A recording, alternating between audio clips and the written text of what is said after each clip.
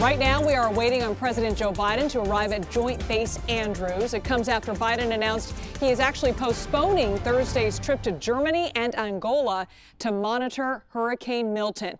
He also talked about the federal government's response. Watch from just moments ago. As you know, I put out a statement this morning. I'm canceling my trip to Germany and to Africa. We're going to try to work those out later, but I just don't think I can be out of the country at this time, number one. And number two, we're going to stay focused on what's ahead of us right now. I've been briefed by senior leaders of this administration and who are driving our preparedness for Hurricane Milton, which could be one of the worst storms in 100 years to hit Florida, and continued efforts on Hurricane Helene. I've directed this team to do everything it can to save lives and our communities, help our communities before, during, and after these extreme weather events, and that's being done. That's being done. I've spoken to all the political leaders in the region, some of them more than once, and I've told them anything they ask for they can get. We've given, and we've gotten overwhelming response, positive response from everyone from the governors of Florida up to North Carolina. And mayors, leaders, local have expressed their sincere gratitude for the work of FEMA and for the work of my entire administration. Now, I've also surged thousands of federal personnel on the ground across the southeast already and deliver every available resource as fast as possible. And my priority is to increase the size and presence of our effort. And as we prepare for another catastrophic storm about to make landfall, you know, I've been in constant contact with our director of the National Weather Service, Ken Graham, who's kept me informed the last several days of what to anticipate. You never know until it happens, but he's very, very engaged. He made clear to me just how dangerous this storm is, indicating that winds had reached up to 180 miles an hour. 180, that's not guaranteed it's going to hit the shore at 180 miles, but they've reached up to 180 miles an hour. And a possible storm surge as it hits the coast of Florida of 15 feet, which can be devastating. The current path of the storm is expected to Tampa Bay area and cut directly across the state, east to west, all the way across the state, with the potential for this storm to both enter Florida as a hurricane and leave Florida as a hurricane on the Atlantic coast. This could be the worst storm to hit Florida in over a century. And God willing, it won't be, but that's what it's looking like right now. Immediately the worst storm to hit Florida in more than a century. President Biden just moments ago talking to reporters, just reiterating that the people who live in Florida have the full support of the federal government with not only preparing for Hurricane Milton, but also the recovery efforts. Remember, a lot of these residents who are evacuating are just coming back to their homes after evacuating from Hurricane Helene. We're going to stay on top of it. Plus, with back-to-back hurricanes, Florida is needing to prepare as fast as they can. The state ordered mass evacuations in Madeira Beach here. Debris is still piled up on the sidewalks. Look at that. This is all from Helene. People are also boarding up their homes and businesses and loading up on sandbags.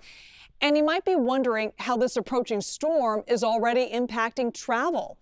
Here's how CBS News Boston covered that earlier today. Hurricane Milton is also impacting air travel. Here in Boston, we have seen people escaping the hurricane while others are heading to Florida to secure their property. Our coverage continues with WBZ's Penny Commit, who's at Logan Airport this morning. Two totally different types of mindsets in Logan Airport this morning. There's the people that are desperate to get to Florida, and then the people that are desperate to escape Florida. Well, people that are trying to head to Florida, I don't have the best news. Here in Terminal C, we're already seeing several flight cancellations. This is the JetBlue terminal, obviously, and it's typically to cities like Tampa, or you can even see up to Fort Myers here. That's going to be the same story all across the airport in every single terminal. I will say today, almost every flight out of Logan heading to Tampa has been canceled, and then several, again, to cities like Fort Myers, Sarasota, and Orlando. Orlando. So a real sense of anxiety in the airport today, but other flights to Florida cities like Miami and Jacksonville, those are still on track. They may see some delays, but they have been taking off today. We spoke with several Florida-bound passengers this morning who say they're heading home to hunker down, and they're thinking about their loved ones who live directly in the storm's path. I have friends that live up towards Clearwater, and they were flooded out 4 feet with water in their house, and it's now demolished, and now they're living in a hotel awaiting this next storm. So it's going to be devastating for a lot of people. For Miami, I don't see it as an issue. For Sarasota, Tampa, different story. I got friends in the area, they're a little concerned. If you're also someone that is heading to Florida, the good news at least is that most of these airlines are offering free flight change vouchers. So you should be able to make it down there eventually, but it's likely not going to be until later in the week. In Logan, I'm Penny Commit, WBZ News. So let's get an update of where this storm is at and where it's heading. As we head into the coming days, we know it's going to impact the Tampa Bay area at around a Category 3, but it's still at max sustained winds of 150 miles per hour. It takes 157 mile per hour winds to get that back to a Category 5. So it's at a Category 4. It's 80 miles just north of the Yucatan Peninsula, moving slowly but surely to the northeast around 9 miles per hour, where it's going to impact Florida as we head into those overnight hours for Wednesday heading into Thursday. So joining us to talk more about the hurricane news is CBS News meteorologist Rob Marciano. Hello, Rob. Are there any comparisons between Hurricane Milton and Hurricane Helene?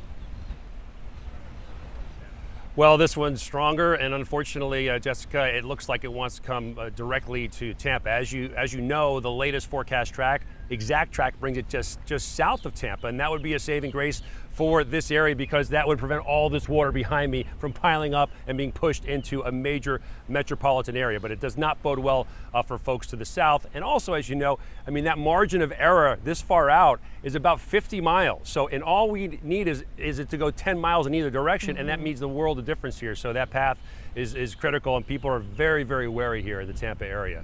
You're completely right. And now another thing I want to ask too, you're out there right now with boots on the ground. What does it feel like? What are you seeing with the community members over there?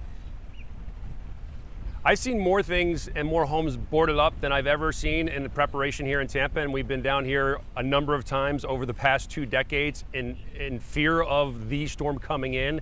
And this is the one where residents and emergency managers are feeling like this could be the one that they have feared for, and they are prepping like it. And we just had Helene 2 weeks ago, so you had people that were going through Helene, got flooded, had to live through that storm surge, and everyone that we've talked to has said they are moving or leaving for this one. They're not riding this one out, so they're taking it seriously. Absolutely, and you know it's serious when the National Weather Service there says that this is going to be the strongest storm in over a century that will impact Tampa Bay.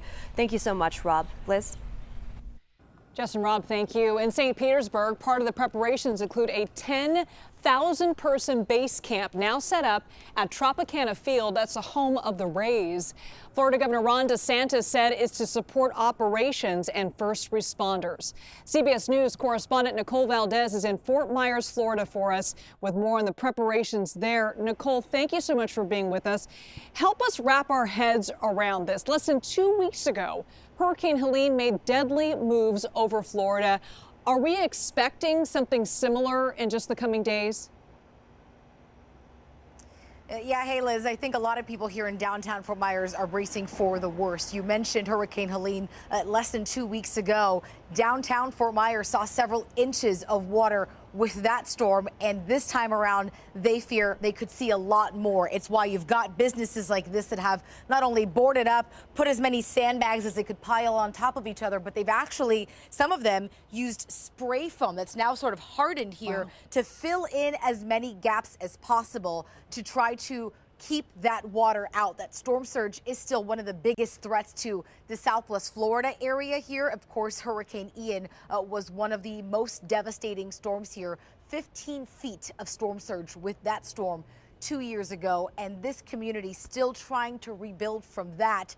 So preparing for Hurricane Milton has been something that so many are taking seriously. They've evacuated areas like this one along the water, as well as, of course, the beaches, the islands. This is just really a serious situation, and thankfully, we've seen a lot of people evacuate at this point. Yeah, and you know, Florida, no stranger to hurricanes, but with back-to-back storms of this magnitude, are you seeing folks there prepare any differently? I mean, I thought it was interesting how they're actually trying to seal up the boards along the windows just to try to prevent any water from coming through. Anything else that they're doing differently this time around?